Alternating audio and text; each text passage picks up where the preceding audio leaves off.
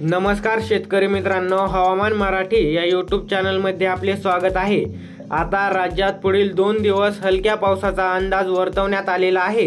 हवामान विभागाने दिलेल्या माहितीनुसार मराठवाड्याच्या व तसेच महाराष्ट्रातील अन्य ठिकाणी बहुतांश पाऊस पडणार आहे। सविस्तर हवामान अंदाज पाहणार आहोत। त्या अगोदर जर तुम्ही चॅनलवर नवीन असाल तर आता सबस्क्राइब करा, जेणेकरून तुम्हाला येणारा नवीन हवामान अंदाजासंदर्भातील व्हिडिओ सर्वात अगोदर पाहायला मिळेल।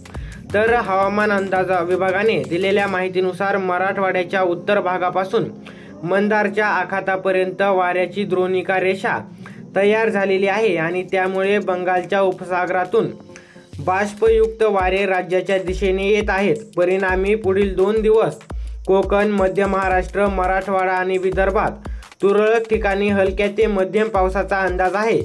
विदर्भात उष्णतेची लाट सदृश्य स्थिती कायम राहण्याची शक्यता आहे। आज आणि उद्या पूर्व विदर्भात मेघगर्जना आणि वादळी वाऱ्यासह पाऊस होण्याची शक्यता आहे। तसेच हवामान विभागाने ऑरेंज अलर्ट दिलेला येथे हवामान विभागाने ऑरेंज अलर्ट देखील जाहीर केला आहे।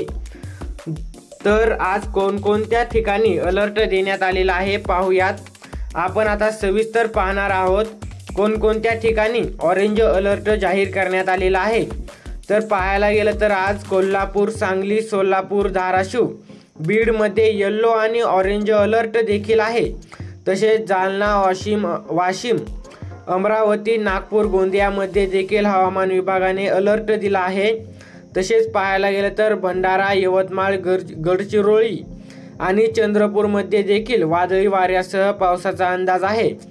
तर सोमवारी काय परिस्थिती असेल, तर आता येथून पुढे काय परिस्थिती असेल आपण पाहायला गेलं तर उद्या वाशिम, यवतमाळ, वर्धा, नागपूर, गडचिरोली आणि चंद्रपूरमध्ये येलो आणि ऑरेंज अलर्ट जाहीर केलेला आहे।